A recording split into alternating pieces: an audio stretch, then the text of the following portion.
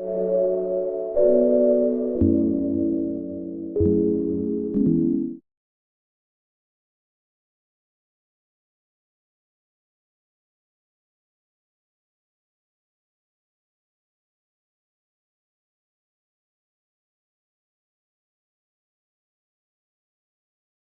बच्चों, आ जाओ। जल्दी जल्दी आ जाएं। आज कई दिनों बाद लाइव क्लासेस हुई है। हंसराज हाय। तब तक सॉलिड की 3 वीडियोज में डाल चुका हूँ। और मैं जहाँ तक सोचता हूँ कि मैंने 3 वीडियोज में सॉलिड के जो क्रिस्टल स्ट्रक्चर का टॉपिक था उसको अच्छे से मैंने क्लियर कर दिया है। तो आगे जाने से पहले एक बार वापस यही कहूँगा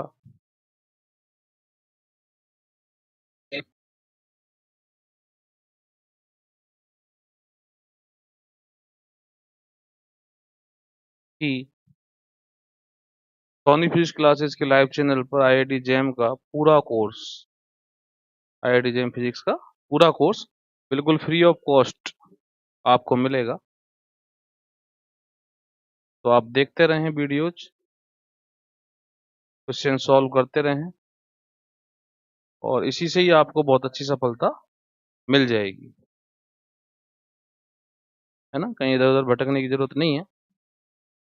सब कुछ आपको यहीं क्लियर हो जाएगा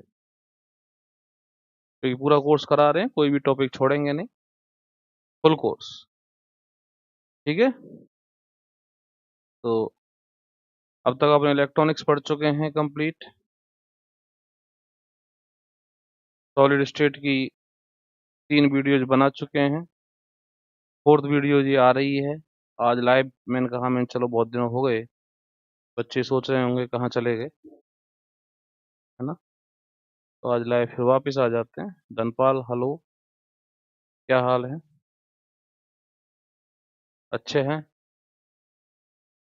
तो आज की इस वीडियो में बात करें तो आज की इस वीडियो में जो टॉपिक आने वाले हैं वो कौन कौन से रहेंगे देखें। एक तो मिलर इंडिसेस के बारे में अपन को बात करनी है। इसका एक क्वेश्चन 100% मिल ही जाता है जेम में। डायरेक्शन के मिलर इंडिसेस और प्लेन के मिलर इंडिसेस दोनों की बात करेंगे। दूसरा, छोटी सी बात करेंगे फैमिली ऑफ डायरेक्शन, हालांकि ये पूछा नहीं जाता। फैमिली ऑफ प्लेन ये भी नहीं पूछा जाता, कारण उसका दूसरा है, बड़ा कारण है, बता देंगे। तीसरा, एक प्लेनर डेंसिटी और प्लेनर पैकिंग पैकिंग फ्रैक्शन, है ना, इसकी बात करेंगे। और एक और बात करेंगे, छोटा सा एक टॉपिक है लीनियर डेंसिटी।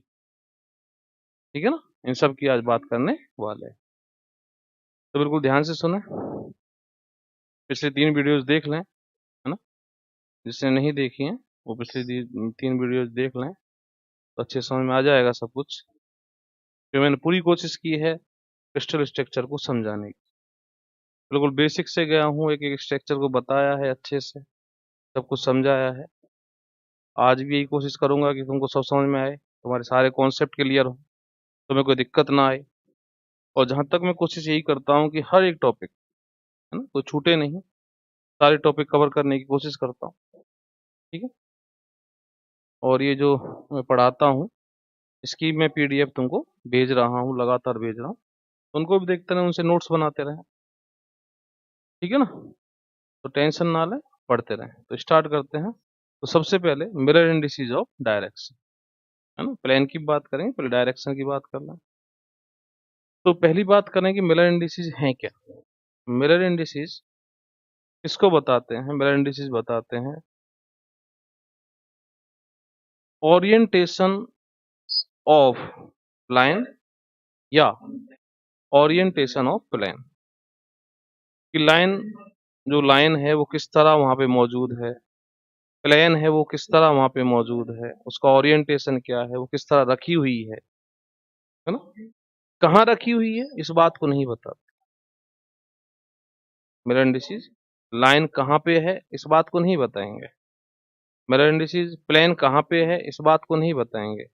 क्रिस्टल में जो हमने प्लेन लिया है वो कहाँ पे है ये नहीं पता चलेगा। लाइन ली है वो कहाँ पे है ये नहीं पता चलेगा। हाँ ये है कि कैसे है, आड़ी है, टेढ़ी है, सीधी है, किस तरह की लाइन है ना, उसका मुंह किधर है, ऐसे देसी भाषा में कहें तो प्लेन किस तरह खड़ा हुआ है, उसका ओरिएंटेशन वो किस तरह है, इस बात को बताते हैं मिरर इंडिसेज। ठीक है, तो मिरर इंडिसेज कुछ डाटाज होते हैं जो ओरिएंटेशन बताते हैं या तो लाइन की और या प्लेन की।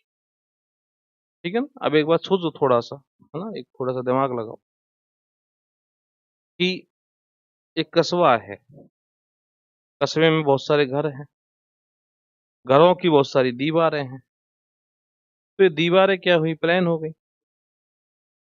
ठीक है ना, अब हर दीवार की ओरिएंटेशन अलग अलग है, बोलो, ओरिएंटेशन अलग अलग है, और हर दीवार की पोजीशन भी अलग अलग है, दोनों ही बातें अलग अलग है। तो यदि मुझे किसी दीवार की पोजीशन जाननी है, किसी दीवार की पोजीशन जाननी है, तुमको पता है कि कोऑर्डिनेट सिस्टम वगैरह अपन को लेना पड़ता है, वहां पे ओरिजिन लेना पड़ता है। तो मैंने एक ओरिजिन कहीं पे चौराहे पे जाके फिक्स कर दिया कि ठीक है, यहाँ इस ओरिजिन से वो दीवार कितनी दूरी पर है, वो दीवार कितनी दूरी पर, वो दीवार कितनी दूरी पर, ये अपन बता देंगे। पोजीशन हम दीवार की बता देंगे उस ओरिजिन से। थोड़ा सोचें दिमाग से जो मैं बोल रहा हूँ। एक कस्बा है, कस्बे में बहुत सारे घर हैं, घरों की बहुत सारी दीवारें हैं, तो दीवार क्या हुआ, दीवार तो प्लेन हो गई, और कस्बा एज ए क्रिस्टल हो गया। है ना, अभी थोड़ी देर थोड़े से बात कर लें। तो यदि मुझे किसी दीवार की पोजीशन बतानी है तो मुझे ओरिजिन अपना लेना पड़ेगा, कोऑर्डिनेट सिस्टम मुझे लेना पड़ेगा। अब मैं कोऑर्डिनेट सिस्टम चाहे कुछ भी लूँ, चाहे कार्टेशियन कोऑर्डिनेट सिस्टम लूँ, है ना, चाहे सिलेंड्रिकल कोऑर्डिनेट सिस्टम लूँ, चाहे स्फेरिकल कोऑर्डिनेट सिस्टम लूँ, वो मेरे ऊपर है। तो अब मुझे घर की दीवार की स्थिति बतानी है तो कार्टेशियन से काम चला, तो मैंने कार्टेशियन कोऑर्डिनेट सिस्टम वहां पे ले लिया, ओरिजिन पे। ओरिजिन मैंने कहा माना चौराहे पे। अब यदि वहां से पोजीशन बताता हूँ तो बता दूंगा। अब यदि मैं ओरिजिन को शिफ्ट कर देता हूँ, देन व्हाट, तब क्या होगा, तब क्या होगा, तो जो दीवारें हैं उनकी पोजीशन तो वही रहेगी, लेकिन उनके जो कोऑर्डिनेट्स हैं वो चेंज हो जाएंगे, होंगे नहीं होंगे। ठीक है ना, ओके। ऐसे यदि मैं ओरिएंटेशन की बात करूं, वो किस तरह है, तो मेरे ओरिजिन चेंज करने से किस तरह है इस पे तो कोई फर्क पड़ना नहीं है ना, ओरिएंटेशन, है ना, बोलो, पोजीशन के कोऑर्डिनेट बदल जाएंगे लेकिन किस तरह है इस पे कोई फर्क नहीं पड़ना। दूसरी बात, इसी में एक दूसरी बात जोड़े कि मान लो कुछ दीवारें पैरेलल हैं, वहां पे कुछ दीवारें पैरेलल हैं, तो किसी एक ओरिजिन के लिए, किसी एक ओरिजिन के लिए, चौराहे पे ओरिजिन है, तो उस ओरिजिन के लिए जो पैरेलल दीवारें हैं उनके जो पोजीशन है वो अलग अलग आएगी, हाँ या ना, आएगी ना, निश्चित रूप से आएगी। लेकिन उनकी जो ओरिएंटेशन आएगी, वो पैरेलल हैं तो सेम आएगी। तो उसी ओरिजिन के लिए ओरिएंटेशन कैसी आनी है, सेम आनी है। समझे मेरी बात, ठीक है ना, ओके। तो मुझे पैरेलल दीवारों की ओरिएंटेशन जाननी है, तो मैं किसी एक ही दीवार की ओरिएंटेशन जान लूं, बाकी सबको बता दूं बोले ये तो सब पैरेलल है, ये तो सब एक इसकी जैसी है। ठीक है ना, तो ऐसी क्रिस्टल में होता है, क्रिस्टल में बहुत सारे प्लेन्स होते हैं, और हर प्लेन तो नहीं कहेंगे, कुछ प्लेन पैरेलल्स होते हैं, दूसरे कुछ प्लेन अलग पैरेलल होते हैं, दूसरे कुछ प्लेन अलग पैरेलल हैं, तो कुछ अलग पैरेलल हैं, कुछ अलग पैरेलल हैं, कुछ अलग पैरेलल हैं, कुछ अलग पैरेलल हैं। तो सब प्लेनों की मैं ओरिएंटेशन जानने की जरूरत नहीं है मुझको। मुझे क्या जानना, मुझे बस किसी एक प्लेन की ओरिएंटेशन जान लो, देन जो दूसरा वाला पैरेलल ग्रुप है उसमें से किसी एक की जान लो, तीसरा वाला जो पैरेलल ग्रुप है उसमें से किसी एक की जान लो, है ना। तो ओरिएंटेशन जानने के लिए मुझे पोजीशन तो नहीं जाननी होती, क्योंकि पोजीशन तो फिर मुझे हर प्लेन के लिए अलग अलग बतानी पड़ेगी, चाहे वो पैरेलल है और चाहे वो पैरेलल नहीं है। लेकिन जब मैं ओरिएंटेशन की बात करता हूँ तो ओरिएंटेशन मुझे हर प्लेन की के बारे में बात करने की जरूरत नहीं है, मुझे केवल पैरेलल ग्रुप के एक प्लेन की बात करने की जरूरत है।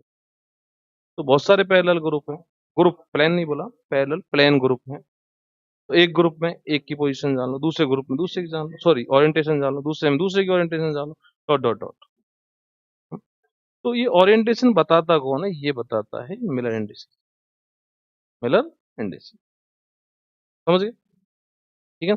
और उस ओरिएंटेशन पर किसी ओरिजिन का कोई इफेक्ट नहीं पड़ता, कहीं भी ओरिजिन तुम चूज कर सकते हो, आसानी से चूज कर सकते हो। ठीक है, समझ गए? क्लियर है ये बात है? चलो, तो मिलर इंडिसेस की सहायता से अपन ओरिएंटेशन जान सकते हैं। ओरिएंटेशन ही क्यों जानना है, उसका भी एक कारण होता है। ये तो मैंने बता दिया कि भाई प्लेन की पोजीशन से कोई मतलब नहीं कि हर प्लेन को डिफाइन करना पड़ेगा, ओरिएंटेशन से हर प्लेन को डिफाइन नहीं करना पड़ेगा। एक फायदा तो ये हो गया। दूसरा फायदा कि ओरिएंटेशन ही क्यों जाने, क्योंकि जब हम क्रिस्टल स्ट्रक्चर बनाते हैं, है ना, क्रिस्टल स्ट्रक्चर बनाते हैं, तो वहां प्लेन की ओरिएंटेशन ही तो पता होनी चाहिए, किस तरह प्लेन खड़ा है। किसी घर का ढांचा मुझे पेपर पे बनाना है, तो मुझे ये तो पता होना चाहिए दीवार किस तरह खड़ी है, टेढ़ी खड़ी है, झुकी खड़ी है, सीधी खड़ी है, किस तरह खड़ी है। ऐसी क्रिस्टल स्ट्रक्चर मुझे बनाना है, तो ओरिएंटेशन जाननी है और कुछ नहीं जानना। ठीक है, पोजीशन तो मैं कहीं भी बना सकता हूँ, पन्ने पर कहीं बना, क्या फर्क पड़ता है? ठीक है, ओरिएंटेशन यदि मुझे जाननी है तो मुझे मिरर इंडिसेस की जरूरत पड़ेगी। ठीक है, तो ये बात हुई। अब मिरर इंडिसेस ऑफ डायरेक्शन कैसे देखते हैं, ये इसका जो प्रोसेस है वो सुनो ध्यान से। सबसे पहले तो एक पॉइंट चूज करो, है ना, जिसको ओरिजिन बोलेंगे अपन, और कहाँ पे? उसी डायरेक्शन पे, जिस डायरेक्शन की तुम मिरर इंडिसेस जानना चाहते हो, उस पर एक पॉइंट चूज करो, है ना, जिसको अपन ओरिजिन कहेंगे। फिर एक कोऑर्डिनेट सिस्टम ले लो, और कोऑर्डिनेट सिस्टम, यहाँ पे गौर करें थोड़ा सा, मैंने क्या लिखा है कि उसकी जो एक्सिस है वो parallel to unit cell edge होनी चाहिए, मतलब जो यूनिट जो तुमने सेल ली है वहां पे, उसके जो किनारे हैं उनके पैरेलल होनी चाहिए। अब वो यूनिट सेल चाहे कैसी है, कैसी भी, ठीक है ना, अपन उससे कोई मतलब नहीं, उसके पैरेलल लेने, मतलब मेरा कहने का मतलब जो एक्सिस अपन लेने वाले हैं, यहाँ पर जो एक्सिस लेने वाले हैं वो हो सकता है ऑर्थोगोनल हो और ऑर्थोगोनल नहीं भी। ओके, उसके बाद पर अपन क्या करेंगे, तीसरा स्टेप, अपन जो उस डायरेक्शन का एंड पॉइंट है, उस डायरेक्शन का जो एंड पॉइंट है उसके कोऑर्डिनेट बता देंगे, तो कोऑर्डिनेट अपन जान लेंगे, तो कोऑर्डिनेट जान के उसको इस ब्रैकेट में लिख देंगे, है ना, विदाउट कॉमा, कोई कॉमा अपन को काम में नहीं लेना, इस ब्रैकेट में लिख देंगे। और उसमें जो कॉमन फैक्टर है ना, जैसे मान लो ऐसा आता है 2 4 6, कोऑर्डिनेट आते हैं 2 4 6, तो जो कॉमन फैक्टर है 2 कॉमन हुआ ना, तो उसको हटा देंगे वहां से, तो 1 2 3, तो ये इसके क्या हो जाएंगे, मिलर इंडिसेस। तो एग्जांपल, एक छोटा सा एग्जांपल 2D में लिया है यहाँ पे, तो 2D में देखो, यहाँ पे एक ओरिजिन ले लिया मैंने, ये डायरेक्शन मैंने यहाँ पे ये ले ली, ठीक है, ये वाली डिस्टेंस जो है वो ए है, ये वाली डिस्टेंस ए है, ठीक है ना, समझ गए? तो ये वाली डिस्टेंस ए है और ये वाली डिस्टेंस क्या है, बी। तो यहाँ से यहाँ तक की ये डिस्टेंस 3 भी हो गई, ये होगी 5 भी, देन इसके कोऑर्डिनेट क्या है, 3a, sorry 5a and 3b, 5a and 3b, तो ए और बी को वहां से हटा दो, ठीक है ना, और इसको इस ब्रैकेट में लिख दो, तो 5 और 3 इसके मिलर इंडिसेस हो जाएंगे, और यहाँ पे कोई कॉमन फैक्टर है नहीं। एक मैंने दूसरा एग्जांपल लिया है जिसमें कॉमन फैक्टर है, तो ये वाला पॉइंट है, ओरिजिन मेरा यहाँ है, ठीक है ना, इसके कोऑर्डिनेट हो जाएंगे 4a और -2 भी, तो ए हटा दिया और बी हटा दिया, देन 4 और -2, और -2 को क्या लिखना है, 2 के ऊपर बार, बार लगा दें यहाँ पे, 2 बार, ठीक है। अब यहाँ पे कॉमन फैक्टर हटा दो, कॉमन फैक्टर हटाने के बाद मिलर इंडिसेस ये आ जाएंगे, ठीक है। नेक्स्ट जो मैंने एग्जांपल लिया वो देखें, यहाँ पे एक तो इसके मिलर इंडिसेस निकाला, तो 4 - 4, कॉमन फैक्टर 4 हो गया, हटा दिया, 1 और 1 बार। इसके मिलर इंडिसेस निकाला है, इसके निकालो, तो क्या होगा, 5 -1, 5 -1 4 हो गया, -1 -3 -4 हो गया, तो सेम आएंगे। तो यहाँ पे देखिए एक बात हो कि जो मिलर इंडिसेस है, जो मिलर इंडिसेस हैं वो पैरेलल लाइंस के, है ना, दो पैरेलल लाइंस के मिलर इंडिसेस सेम होते हैं। तो जो मैं बोल रहा था तुमसे, क्या बोल रहा था कि यदि मैं पैरेलल लाइंस लेता हूँ या पैरेलल प्लेन्स लेता हूँ, तो उनके ओरिएंटेशन सेम है, ओरिएंटेशन सेम है, तो मिलर इंडिसेस भी कैसे आएंगे, सेम, मतलब एक ही मिलर इंडिसेस पैरेलल प्लेन्स को, पैरेलल लाइंस को रिप्रेजेंट कर रहा है, ठीक है, समझ गए? क्लियर है ये बात, है ना? तो ये इंपॉर्टेंट बात है, इसको थोड़ा सा ध्यान दें कि एक ही मिरर इंडिसेस पैरेलल लाइंस को, पैरेलल क्या कहते हैं, प्लेन्स को रिप्रेजेंट करता है, मतलब कि ओरिएंटेशन को रिप्रेजेंट करता है, नॉट पोजीशन। पोजीशन तो अलग अलग है, लाइन की इसकी पोजीशन अलग है, इसकी पोजीशन अलग है, तो नहीं बोल सकते। ठीक है, ओके, चलो नेक्स्ट। यहाँ पे मैंने फिर वापस ये समझाया कि पैरेलल लाइन जो है ना, उनके मिरर इंडिसेस सेम होंगे। Mirror indices represent a set of all such parallel vectors, just not one vector.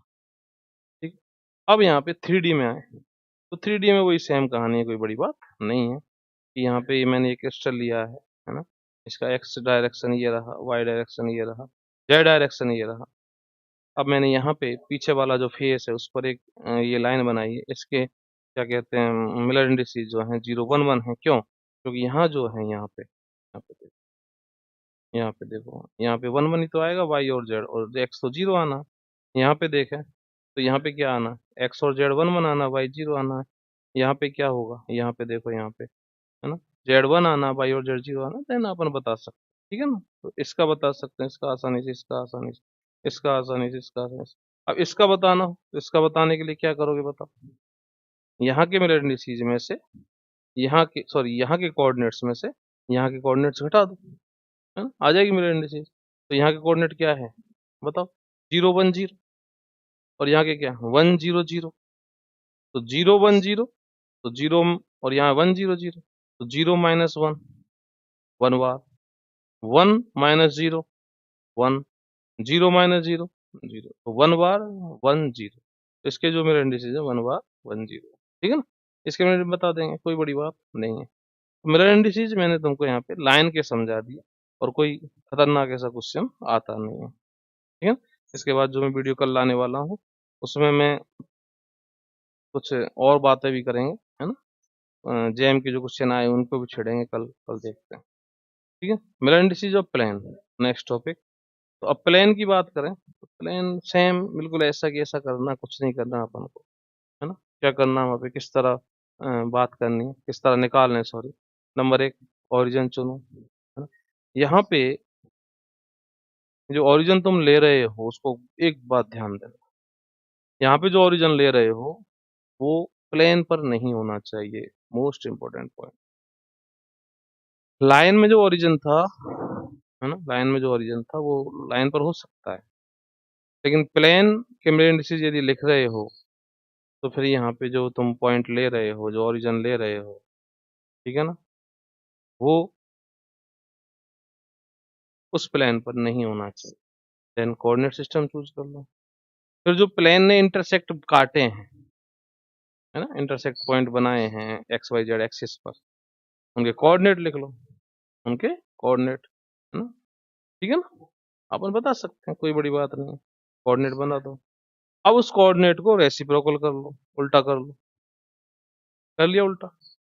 अब उल्टा करने से वो फ्रैक्शनल बन सकता है। फ्रैक्शनल का मतलब बटे वाली राशि होती है ना, 1/2 1/3 1/4, ऐसे फ्रैक्शनल बन सकता है। यदि वो फ्रैक्शनल बन रहा है, यदि वो फ्रैक्शनल बन रहा है, तो नीचे वाले जो राशि है उनका एलसीएम लेके ऊपर गुणा कर दो। नीचे वाली राशियों का एलसीएम लेके ऊपर गुणा कर दो। अब गुणा करते हुए क्या हो, इंटीजर बन जाएगा। तो नीचे वाली राशियों का एलसीएम लो, उसका गुणा कर दो सभी में, देन वो क्या बन जाएगा, इंटीजर, है ना।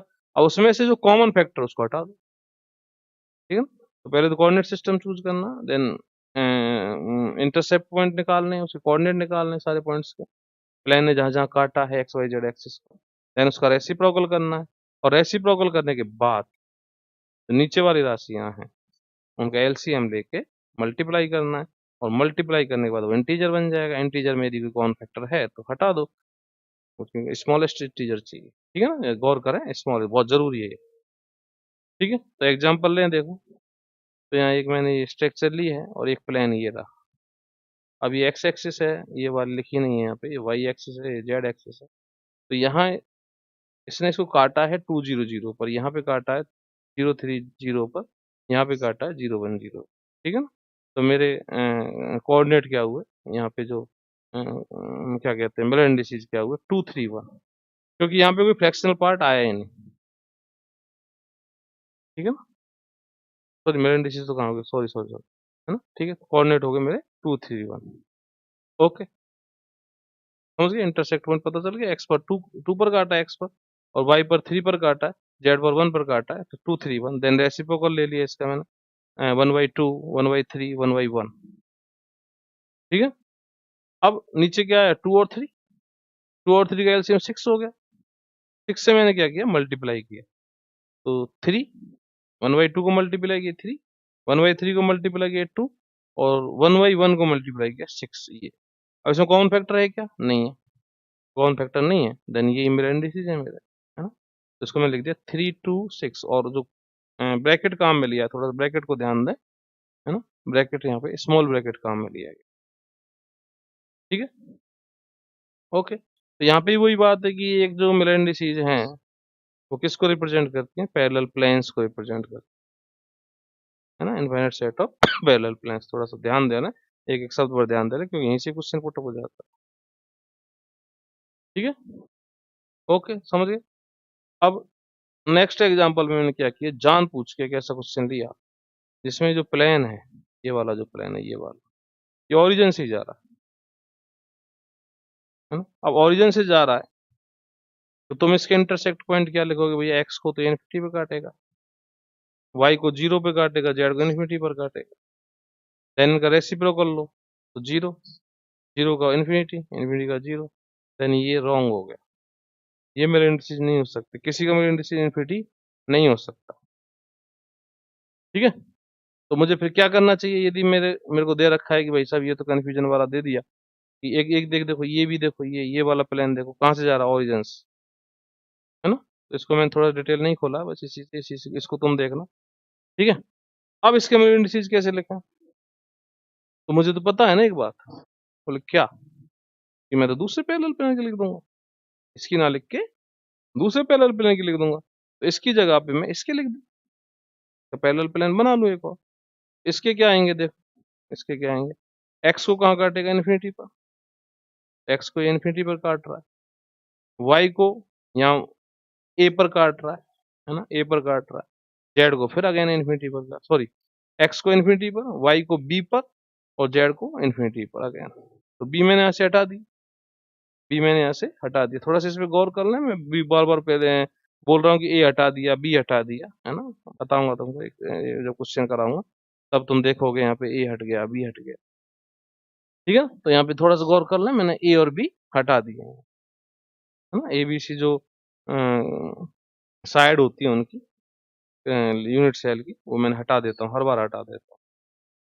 ठीक है ना, क्योंकि कोऑर्डिनेट जो आने हैं यहाँ पे, यहाँ तो ये जैसे इसका तो इन्फिनिटी आ रहा है, यहाँ पे इसका कोऑर्डिनेट इंटरसेक्ट पॉइंट का आ रहा है कितना, वाई कितना आ रहा है वी, और जेड कितना आ रहा है इन्फिनिटी, तो वी को मैं हटा रहा हूँ, यहाँ वी को मैं हटा रहा हूँ, देन रेसिप्रोकल ले लिया। अब ये तो कोई फ्रैक्शनल है ही नहीं, अब फ्रैक्शनल नहीं है तो मुझे कोई एलसीएम फैल्सियम लेने की जरूरत है नहीं, तो यही इसका क्या हो गया, मिलर इंडिसेज। तो ब्रैकेट पे ध्यान दे लें, और कॉमा कॉमा वगैरह कुछ भी नहीं। तो यहाँ पे इसका पैरेलल मैंने ये वाला प्लेन ले लिया, ये वाला देखो, ठीक है ना, है ना? अब इसके कोऑर्डिनेट देखो क्या होंगे, एक्स को कहाँ काट रहा है, ए पर, वाई को कहाँ काट रहा है, माइनस बी पर, ठीक है, और जेड को कहाँ काट रहा है, इन्फिनिटी। ओके, ए माइनस बी इन्फिनिटी, तो ए और बी को हटा दो, 1 -1 इन्फिनिटी, है ना, रेसिप्रोकल ले लो, 1 -1 0, तो 1 1 बार 0, 1 1 बार 0, इसके मिलर इंडिसेज है। ठीक है ना, ओके। कुछ प्लेन मैंने यहाँ पे बना रखे हैं, देख लें एक बार। तो जैसे मैं सबसे पहले बात करता हूँ इस प्लेन की, अब ये प्लेन की देखो, ये एक्स एक्सिस है, ये वाई है, और ये जेड है। तो ये ए पर काटा, इस प्लेन ने, ये जो ट्राइंगल वाला प्लेन है, ये बी पर काटा, ये सी पर काटा, तो ए बी सी हटा दिए, 1 1 1, है ना। हटाने का मतलब होता है अपन एबीसी का, एबीसी से डिवाइड करते हैं, तो यहाँ 1, या 1, यहाँ 1, ठीक है ना। रेसिप्रोकल लिया इसका, तो रेसिप्रोकल 1 1 1, एलसीएम लेने की जरूरत है नहीं, तो ये मेरे इंडिसेज आ जाएंगे। ठीक, अभी जो सामने वाला है ये वाला फेस, इसका देख लो, 1 इन्फिनिटी और infinity intersect point, 1 infinity infinity, reciprocal 1 0 0। ठीक है, पीछे वाला देखें, पीछे वाला पीछे वाला बोलो, क्या होगा? पीछे वाला तो ओरिजिन से जा रहा है ना, जा रहा है ना, तो पीछे वाले का ना लिख के अपन किसका लिखेंगे? आगे वाले। तो इसके मिरर इंडिसेस क्या होंगे? 100। क्या होंगे? 10। जो आगे वाले के हैं वही पीछे वाले के होंगे। अब यहाँ पे एक बात लिखी है मैंने, ये वाली, है ना, ऊपर बार लग रहा है, यहाँ पे 1 के ऊपर बार लग रहा है, थोड़ा सा देख, है ना, 1 के ऊपर क्या लग रहा है? बार लग रहा है। ठीक है, हाँ, तो 1 के ऊपर बार लग रहा है यहाँ पे। तो यहाँ पे मैंने एक बात लिखी है कि आगे वाले के हैं 100, तो पीछे वाले के 100 हो गए, जो पैरेलल प्लेन है, ये तो पक्का है। दूसरी बात मैंने ये लिखी है कि भैया ओरिजिन में यहाँ ना लेके यहाँ ले लेता तो क्या होता? ओरिएंटेशन पे तो कोई फर्क पड़ता ही नहीं है ना, और ओरिजिन से। तो यदि मैं यहाँ ले लेता, देन इसके मिरर इंडिसेस क्या होते पीछे वाले के? एक्स को तो माइनस ए पर काटता।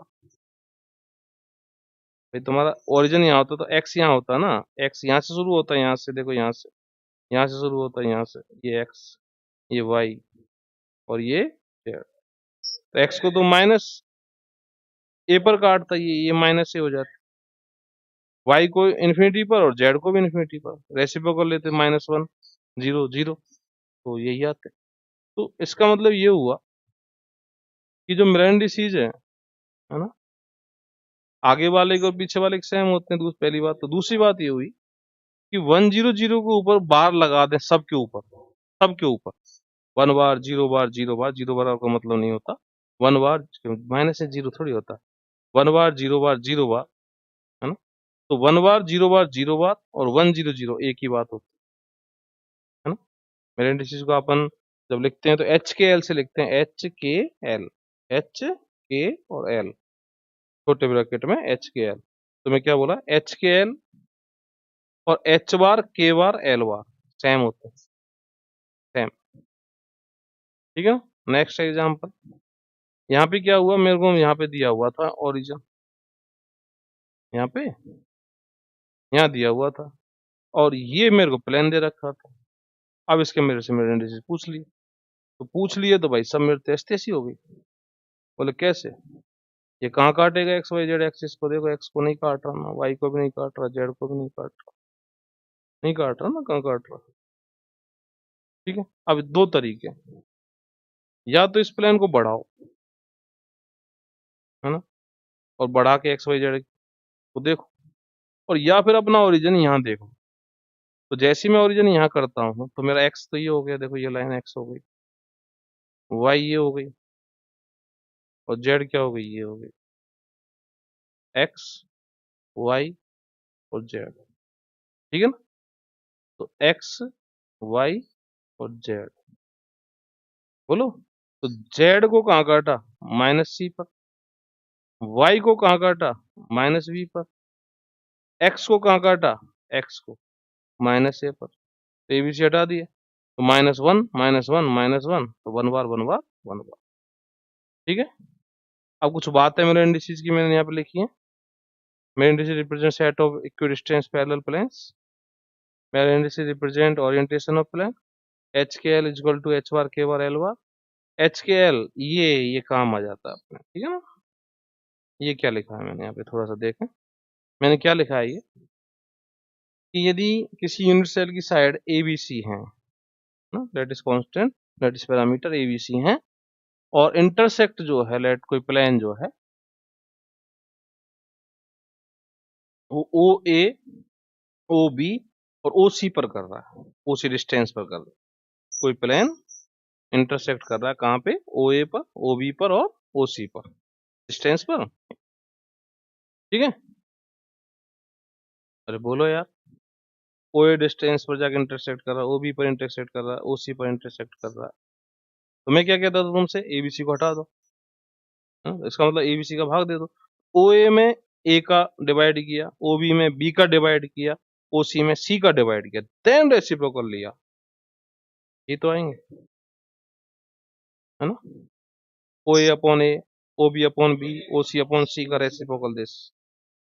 ठीक है। तो ये मेरे बहुत काम की चिड़िया है, क्योंकि इससे न्यूमेरिकल बहुत आसानी से हो जाते हैं।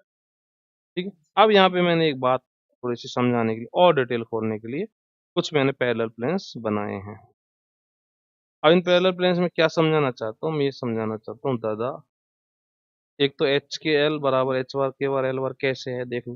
कहीं भी ओरिजिन ले लो और किसी प्लेन को पकड़ लो। जैसे मान लो मैं इस प्लेन को पकड़ता हूँ, इस प्लेन को ओरिजिन यहाँ लेता हूँ, जैसे कुछ तो आएंगे ना।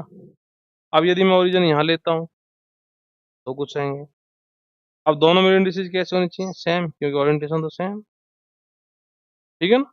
ओरिजिन चेंज करने से ओरिएंटेशन चेंज नहीं होगा, समझ गए ना। ठीक है। दूसरी बात, पैरेलल प्लेन्स के सबके मिरर इंडिसेज सेम होते हैं। अब एक छोटी सी बात मेरे दिमाग में आ गई तो मैंने लिख दिया इसको, कि हम कैसे जाने कि कोई एटम किसी प्लेन में है या नहीं है। कैसे जाने कि कोई एटम किसी प्लेन में है या नहीं है, और हमको उसके एच के सॉरी मिरर इंडिसेज पता है प्लेन के। तो जैसे कि एग्जांपल लिया है फॉर द 1/2 एटम, मतलब जो सेंटर वाला एटम है, और BCC as below line 112 plane. ये कह रहा है कि जो 112 प्लेन है ना, 112 प्लेन है, क्या उसमें उसमें ये एटम स्थित है, ये एटम उस पे है। तो उसके लिए क्या करना है तुमको, कि 112 प्लेन दे रखा है, तो मुझे क्या करना है कि उस प्लेन के इंटरसेक्ट निकालना। उस प्लेन के क्या करने, पहले इंटरसेक्ट निकालना। तो इंटरसेक्ट के लिए मुझे जस्ट इसका रेसिप्रोकल लेना, ओनली कुछ नहीं करना। ये जो एच के एल है ना, इसका रेसिप्रोकल ले लो, तो ये 1 1 और 1/2 हो जाएगा। और जो प्लेन की इक्वेशन होती है उसमें रख दो एबीसी को, अंतखंड वाला इक्वेशन नहीं पता अपन को, है ना। तो ये वाली इक्वेशन होती है। तो इसमें ए 1 बी 1 सी 1/2, ये सारे क्या है, इंटरसेक्ट। ठीक है, बोलो इंटरसेप्ट पॉइंट है ना ये, तो रख दो यहाँ पे। देन ये इक्वेशन आ जाएगी प्लेन की, जो ये 112 प्लेन है उसकी ये इक्वेशन आ गई। तो अपन को ये आनी भी चाहिए अच्छे से। अब इसमें तुम पुट करके देख लो, एक्स वाई जेड को मैथमेटिकल प्रोसेस है। अब इसको सेटिस्फाई करता है तो एटम है, और यदि सेटिस्फाई नहीं करता है तो एटम वहाँ पे नहीं है। तो इसको थोड़ा ध्यान दे लें कि हमको एच के एल दे रखे हैं, तो हमें क्या करना, उसके इंटरसेप्ट सॉरी उसका रेसिप्रोकल लेना। तो इंटरसेप्ट पॉइंट के कोऑर्डिनेट्स आ जाएंगे, कोऑर्डिनेट को यहाँ रखना है। उसके बाद जो एटम दे रखा है उसके कोऑर्डिनेट पुट करके देख लो, सेटिस्फाई हो जाता है तो ठीक, नहीं तो नहीं होता। ठीक है।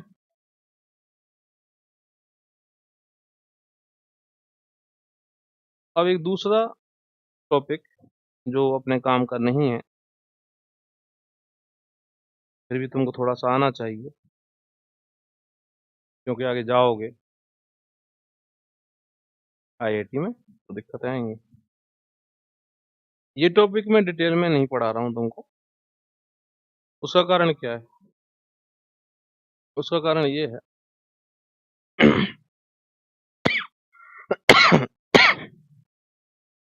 उसका कारण ये है कि हमें क्रिस्टल की सिमेट्री आनी चाहिए, है ना। पॉइंट ग्रुप जो है सिमेट्री के वो आने चाहिए। 32 है वो, 32 पॉइंट ग्रुप। और वो अपने लेवल का काम नहीं है, वो आगे के लेवल का काम है। जब तक तुम सिमेट्री नहीं पता है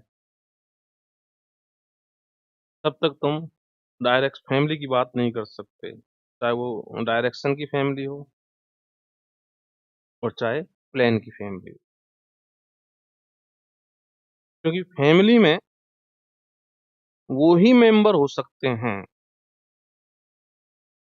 जो एक दूसरे से संबंधित हैं किसी सिमेट्रिक ऑपरेशन के द्वारा। कोई सिमेट्रिक ऑपरेशन किया अपन ने, और उस सिमेट्रिक ऑपरेशन में वो मेंबर सेम मिलते हैं मुझको, ठीक है ना। तो वो सारे मेंबर उस फैमिली के मेंबर होंगे। जैसे मानो मैंने क्रिस्टल को रोटेट किया, एक सिमेट्रिक ऑपरेशन है, 90 डिग्री से रोटेट किया मैंने क्रिस्टल को, है ना। तो इसको बोलते हैं 4 फोल्ड रोटेशन, ठीक है। मैंने 180 डिग्री से रोटेट किया, इसको बोलते हैं two fold rotation. 360 by two, two fold rotation 180 degree आएगा ना। 360 बाई 4 90 आएगा। तो 4 का डिवाइड किया ना, 4 फोल्ड रोटेशन। तो ये रोटेशन जो मैं कर रहा हूँ, 4 फोल्ड रोटेशन, 2 फोल्ड रोटेशन, ये सब क्या है, ऑपरेशन जो मैं काम कर रहा हूँ, सिमेट्री ऑपरेशन। और मुझे वहां पे दिखता है यार ये डायरेक्शन और ये डायरेक्शन तो सेम ही रख रही है। ओरिएंटेशन इसको ऑपरेशन करने से ये डायरेक्शन और ये डायरेक्शन तो सेम ही दिख रही है, ठीक है ना। देन वो फैमिली के मेंबर हैं। इसको मैंने समझाने के लिए बहुत अच्छा सा एग्जांपल यहाँ पे ये लिया है, देखो, ठीक है ना।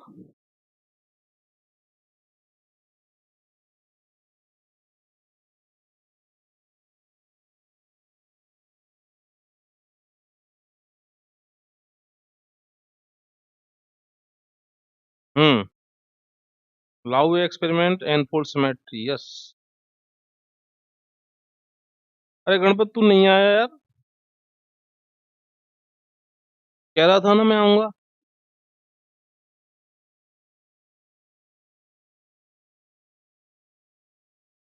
हम्म, कहाँ चले गए? चलो बात करते हैं। तो यहाँ पे देखें, बहुत अच्छे से देखें कि ये मेरा ओरिजिन है, यहाँ पे ये एक्स है, ये वाई है, ठीक है। और उसके हिसाब से 4 डायरेक्शन, डायरेक्शन अपन लिखना जानते हैं, लिख सकते हैं, ठीक है। अब मैं इसमें क्या करता हूँ, इस क्रिस्टल को यूं रोटेट करता हूँ, देखो यूं, कैसे बोल, देखो देखो देखो, ये यूं रोटेट करता हूँ 90 डिग्री से। तो 90 डिग्री से रोटेट करता हूँ, ये डायरेक्शन तो वही रहनी है ना, डायरेक्शन थोड़ी घूमेंगे। ये वाला जो एटम है वो यहाँ आ जाएगा, ये वाला एटम यहाँ आ जाएगा, ये वाला एटम यहाँ चला जाएगा, और ये वाला एटम यहाँ चला जाएगा। ठीक? ये ब्लैक वाला जो था वो यहाँ पे आ जाएगा, ये रेड वाला जो है यहाँ पे आ जाएगा, ये ब्लू वाला जो यहाँ पे आ जाएगा, और ये ग्रीन वाला यहाँ पे आ जाएगा। इस तरह ये, ठीक है, समझे मेरी बात। डायरेक्शन वही रही, डायरेक्शन वही रही, ठीक है ना। तो यहाँ पे मैं देख रहा हूँ कि जैसे ही मैं इसको रोटेट करता हूँ तो क्रिस्टल ऐसा की ऐसा है, क्रिस्टल ऐसा की ऐसा है, कोई फर्क नहीं पड़ा क्रिस्टल। थोड़ा सा भी ध्यान से सुना, क्रिस्टल पे कोई इफेक्ट यहाँ पे नहीं पड़ा 90 डिग्री रोटेट करने से। तो इसका मतलब ये डायरेक्शन, ये डायरेक्शन, ये डायरेक्शन, ये डायरेक्शन तो एक ही बात होगी फिर तो। कैसे, एक दूसरे तरीके से देखो कि मान लो मैं इस क्रिस्टल की कंडक्टिविटी, एक प्रॉपर्टी लेते हैं इसकी कंडक्टिविटी, कंडक्टिविटी को मैं इधर मेजर करता हूँ, कंडक्टिविटी को मैं इधर मेजर करता हूँ, दो डायरेक्शन में बात करता हूँ, इधर मेजर करता हूँ और इधर मेजर करता हूँ। यदि ये कंडक्टिविटी सेम आ जाती है तो मैं क्या कहूंगा, क्रिस्टल तो सिमेट्रिक है। चाहे इस डायरेक्शन में नाप लो कंडक्टिविटी को, और चाहे इस डायरेक्शन में मेजर कर लो, कंडक्टिविटी सेम है, देन ये तो सिमेट्रिक क्रिस्टल है या नहीं है। तो इसका मतलब ये वाली डायरेक्शन और ये वाली डायरेक्शन तो सेम होगी इन इस प्रॉपर्टी के लिए, बोलो, नहीं हुई ना। कि ये वाली डायरेक्शन जो है, यहाँ कंडक्टिविटी तुमने मेजर की, यहाँ कंडक्टिविटी सेम मिल रही है तुमको, कंडक्टिविटी कंडक्टिविटी सेम मिल रही है। क्रिस्टल को रोटेट करने से कंडक्टिविटी पर कोई फर्क नहीं पड़ रहा है ना। तो यहाँ ये वाला एटम यहाँ आ गया, है ना? तो इस डायरेक्शन में कंडक्टिविटी, इस डायरेक्शन में कंडक्टिविटी, इस डायरेक्शन, सब डायरेक्शन में कंडक्टिविटी सेम, प्रॉपर्टी सेम मिल रही है। बोलो, तो जिन डायरेक्शंस में प्रॉपर्टी सेम है, कैसे बोल सकते हैं यहाँ पे इस एग्जांपल में, जिस डायरेक्शन में प्रॉपर्टी सेम है वो डायरेक्शन एक फैमिली के मेंबर हैं। है ना। अब प्रॉपर्टी सेम है, इसका मतलब किसी ऑपरेशन में, किसी ऑपरेशन में, जैसे मैंने अभी 4 फोल्ड ऑपरेशन किया रोटेशन वाला, तो यहाँ पे ये डायरेक्शन सारी सेम। क्रिस्टल को घुमाने से क्रिस्टल में कहीं भी जाना है मुझको, है ना, कंडक्टिविटी मुझको सेम मिल रही है इन चारों डायरेक्शन। ठीक है, तो ये चारों डायरेक्शन मेरे लिए सेम है, एक ही फैमिली के मेंबर है, कोई फर्क यहाँ पे नहीं पड़ रहा। ठीक है, तो जो स्क्वायर यहाँ पे मैंने जो एग्जांपल लिया है, यहाँ पे स्क्वायर क्रिस्टल का लिया है, उसका कारण ये है कि स्क्वायर जो क्रिस्टल होता है उसके जो पॉइंट ग्रुप सिमेट्री होती हैं वो सबसे ज्यादा होती है ना, उसकी प्रॉपर्टी तुमको सब जगह सेम मिलती है। किसी भी डायरेक्शन में चले जाएं, किसी प्लेन पर, सॉरी प्लेन पर नहीं जाएंगे, 2D बोल रहे हैं, तो किसी भी डायरेक्शन में चले जाएं तुमको प्रॉपर्टी सारी सेम मिलेंगी, डायरेक्शन सेम मिलेंगे। ठीक है, ओके, समझ गए।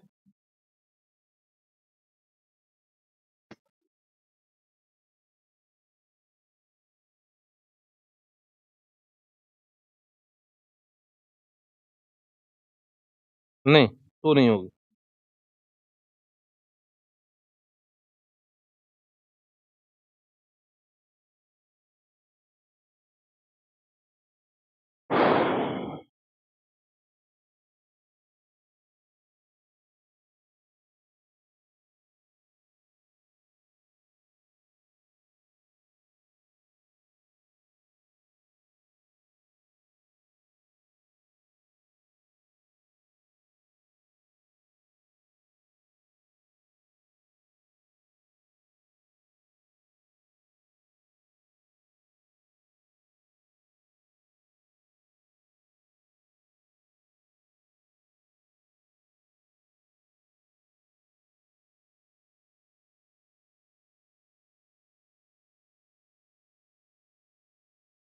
हाँ भाई,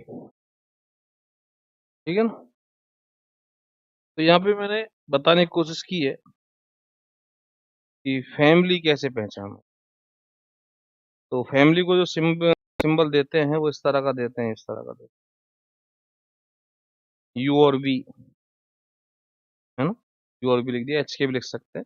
तो यहाँ पे जो पॉसिबल मेंबर्स बनेंगे, u b, u bar b, u b bar, u bar b bar, then इसका उल्टा कर लो, v u, v bar u, v u bar, है ना। ये 2 बार लिख दिया है मैंने, नहीं 2 बार नहीं, वी बार और यू बार। ठीक है ना। तो सारे मेंबर्स ऐसे हो सकते हैं, पर मुझे नहीं पता कि किस रोटेशन में, किस ऑपरेशन में कितने होंगे, ये नहीं पता। ठीक है ना, डिपेंड ऑन ऑपरेशन। ठीक है, ऐसे ही अपन 3D में भी ले लिख सकते हैं, तो अपन को इससे मतलब है नहीं, फिर भी तुम्हें आना चाहिए। तो क्यूबिक लैटिस हो 3D में, तो क्यूबिक लैटिस में भी हाई सिमेट्री मिलती है, और 2D में स्क्वायर लैटिस में हाई सिमेट्री मिलती है। तो यहाँ पे तुमसे मान लो पूछता है कोई क्वेश्चन कि साहब दे दिया तुमको कि भाई साहब 100 है, यहाँ पे दे दिया तुमको 100 फैमिली, 1, क्यू की वैल्यू 1, वी की वैल्यू 0, डब्ल्यू की वैल्यू 0, तो 100 फैमिली जो है उसमें कितने मेंबर है, तो तुम तो सारे लिख दो, तुम तो सारे लिख दो, क्योंकि वो जब भी पूछेगा 100% क्यूबिक की पूछेगा तुमसे, है ना। तो इसके सारे कॉम्बिनेशन बना दो, जितने बना सकते हैं, 100 0 1 0 0 0 देन सब पे बार लगा दो। 100 की पूछी है, ये 1 है, ये 00 फैमिली है, तो 100 के लिए क्या करोगे, ठीक है ना। हाँ, तो 100 के लिए कर 0 1 0 0 0 1 0 0 0 1, सब पे बार लगा दो, 1 बार 0 0, 0 1 बार 0, 0 0 1 बार। एक एक एग्जाम्पल अपन ने यहाँ पे किए हैं। तो वो क्यूबिक की पूछेगा, क्योंकि वहाँ हाई सिमेट्री मिलती है, ये तुमसे पूछता है तो।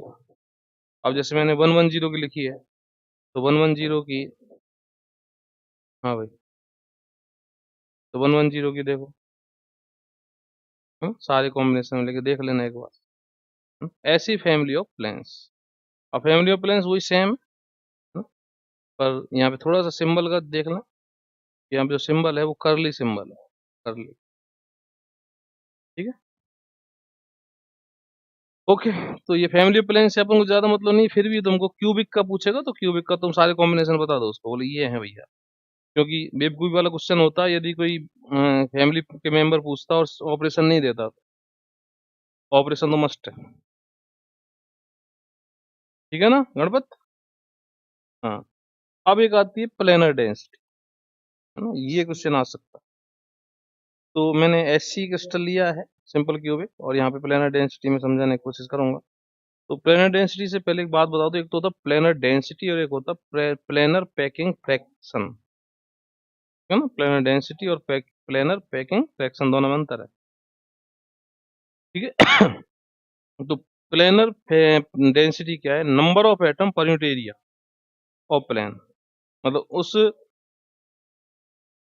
प्लेन के इकाई क्षेत्रफल में कितने एटम हैं, वहां पे हमको उनको गिनना है और एरिया का भाग देना। उस प्लेन में कितने एटम है वो गिन लो और एरिया का भाग दे लो, काउंट कर लो कितने एटम है। ठीक है ना? बोलो, काउंट कर लेंगे, बड़ी कोई बड़ी बात नहीं है, अभी कर लेते हैं। तो यहाँ पे कितने एटम हैं उनको गिन लो और इसके एरिया का भाग दे दो, देन प्लेनर डेंसिटी आ जाएगी, कौन सी बड़ी बात है। तो यहाँ पे देखो ये एक एटम है।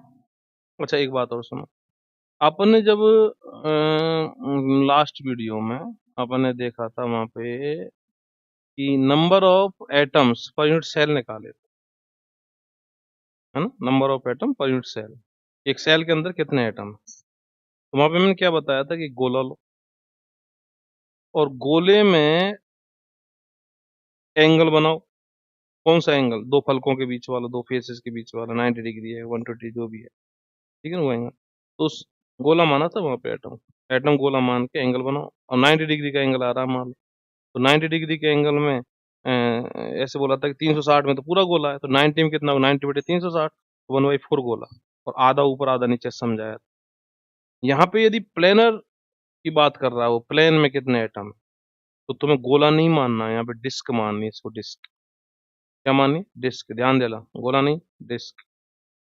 एटम को क्या माना? डिस्क माना, प्लेन बोले तो। ठीक है ना?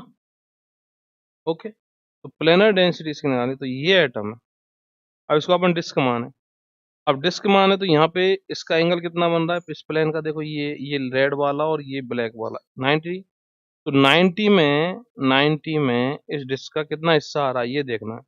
तो 360 में तो पूरा आ रहा है, तो 90 में तो 1/4 आ जाएगा ना। तो 1/4 एटम इस प्लेन में गया, ऐसी 1/4 इसका गया, 1/4 इसका गया, 1/4 किसका गया, तो 1 हो गया ना टोटल। एक एटम इस प्लेन के अंदर है या इस प्लेन पर है। एरिया तो ए स्क्वायर है, तो 1/a² इसका प्लेनर डेंसिटी। ठीक है। ऐसे यहाँ पे देखें, यहाँ पे कितना हो गया, ये एंगल 60 है, तो 60 360 में तो पूरा है, डिस्क है ना ये, एटम को डिस्क मानना है। तो 360 तो पूरा है, 60 में कितना हो जाएगा? 1/6, 1/6, 1/6। बोलो। तो 1/6 इंटू 3, 1/2। अब एरिया निकालना, एरिया तो कोई बड़ा बात नहीं, तुम निकाल सकते हो। तो एरिया मैंने निकाल दिया पहले, हालांकि इस प्लेन का, ये एन प्लेन डेंसिटी 1/this। ठीक है ना? ओके, समझ गए? अब यहाँ पे फिर वापस डिटरमिन प्लेन डेंसिटी 1 प्लेन, यहाँ पे वीसीसी क्रिस्टल लिया है। तो वीसीसी क्रिस्टल में ये वाला जो एटम होता है, ये वाला जो एटम होता है कभी भी इस प्लेन में नहीं आता, ध्यान रखना। और तुम देख सकते हो वहां पे, देख सकते हो वो सेटिस्फाई नहीं करेगा। इसकी इक्वेशन बनाओगे तो X plus Y plus Z plus X plus Y plus Z बराबर 1 बनेगी। अब उसको सेटिस्फाई करो हाफ हाफ हाफ करके, नहीं हो रही ना सेटिस्फाई। डेढ़ आ रहा है लेफ्ट हैंड साइड का, हाफ 1/2 आ रहा है, और राइट हैंड साइड का 1 है। और इसकी क्या बनेगी equation? X plus Y plus Z plus X plus Y plus Z बराबर 1। ठीक है। और ये इसके कोऑर्डिनेट क्या है? हाफ हाफ हाफ, पुट करो। तो एक्स की वैल्यू हाफ, वाई की वैल्यू हाफ, जेड की वैल्यू हाफ, 3 हाफ। तो लेफ्ट हैंड में 3 हाफ, राइट हैंड में हाफ, 1। सेटिस्फाई नहीं हुआ, इसका मतलब ये आइटम कभी भी इस प्लान में नहीं होगा, ध्यान रखना। ठीक है ना? बीसीसी का तो एफसीसी हो गई फिर तो एफसीसी जैसा हो गया, तो पूरा ऊपर वाला ही आंसर है इसका। ठीक है। अब प्लेनर पैकिंग फ्रैक्शन क्या है? प्लेनर पैकिंग फ्रैक्शन, तो प्लेनर पैकिंग फ्रैक्शन में जैसे अपन करते हैं ना, वो पैकिंग फ्रैक्शन निकाला था यूनिट सेल का, है ना? तो वॉल्यूम, एटम्स का वॉल्यूम अपॉन सेल का वॉल्यूम, ऐसे यहाँ पे, ऐसे यहाँ पे क्या निकालना है कि जो एटम्स प्लेन में हैं उनका area, area of atoms in plane upon area of plane, ठीक है ना। तो ये एग्जांपल देख लेना। इसने कहा कि एक एल्युमिनियम है, एल्युमिनियम के लिए प्लेनर पे की फ्रैक्शन निकालो 110 प्लेन का, ठीक है ना। ओके, तो अपन एफसीसी होती है इसकी एल्युमिनियम की, तो एफसीसी में 110 प्लेन बना लो, 110 प्लेन बना लो। उसका एरिया जो भी है वो लिख दो, ठीक है ना। उसमें एटम गिन लो, और एक एटम का एरिया पाई आर स्क्वायर, ठीक है। कर सकते हैं, सारा एग्जांपल देखना अच्छे से, मैं नहीं समझाऊंगा इसे, तुम देखो अपने आप, बता दिया। ऐसे ही यहाँ पे डिटरमाइन लीनियर डेंसिटी, एक ये और छोटा सा टॉपिक, लीनियर डेंसिटी, इसको भी देख लो। यहाँ पे इस डायरेक्शन में डेंसिटी पूछी है इसने, ये सब प्रॉपर्टी जानने के लिए होते हैं, लीनियर डेंसिटी, प्लेनर डेंसिटी वगैरह सब प्रॉपर्टी जानने के लिए होते हैं, ठीक है ना। तो ये लीनियर डेंसिटी इसने पूछी, तो यहाँ पे क्या करना है, यहाँ पे भी कुछ नहीं करना। यहाँ पे कितने एटम आ रहे हैं इस लाइन पर, दो नहीं है, हाफ एटम, हाफ एटम इसका आ रहा है और हाफ एटम इसका आ रहा है। यहाँ पे जब लाइन, जैसे अपन यूनिट सेल में करते थे तो वहां पे तो गोला मानते थे एटम को, प्लेनर वाले में डिस्क मानते थे। यहाँ पे क्या मानेंगे, छोटी सी लाइन मानेंगे, यहाँ पे लाइन, एक छोटी सी लाइन, यहाँ पे एटम को लाइन, एटम को लाइन। तो आधी लाइन इस लाइन पर आ रही है, इस डायरेक्शन में आ रही है, आधी इसकी इस लाइन पर आ रही है ना, यहाँ से यहाँ तक, ठीक है ना। तो आधा ये और आधा ये, 1 हो गया, तो एटम तो आ रहा 1, है ना। और लेंथ है a√2, लाइन मान लो एटम को यार। तो सेंटर से यहाँ तक कितना है, हाफ, इसके कोने से इस लाइन तक कितना है, हाफ, तो 1 एटम हो गया, ठीक है ना। तो ये बात हुई आज की क्लास की, और मेरे हिसाब से मैंने तुमको ज़्यादातर टॉपिक इसमें बहुत अच्छे से क्लियर कर दिए हैं। बाकी इनके एग्जाम्पल और डाल दूंगा मैं आज पीपीटी फॉर्म में, तो भी देख लेना, ठीक है ना। तो बस मस्त होके फ्री पढ़ते रहो, ठीक है, फ्री पढ़ा रहा हूँ, बिल्कुल स्वतंत्र रूप से पढ़ते रहो, टेंशन ना लें, ठीक है। तो कल मिलते हैं अगेन इसी टाइम पे। तो आज के लिए बस इतना ही, नमस्ते, धन्यवाद।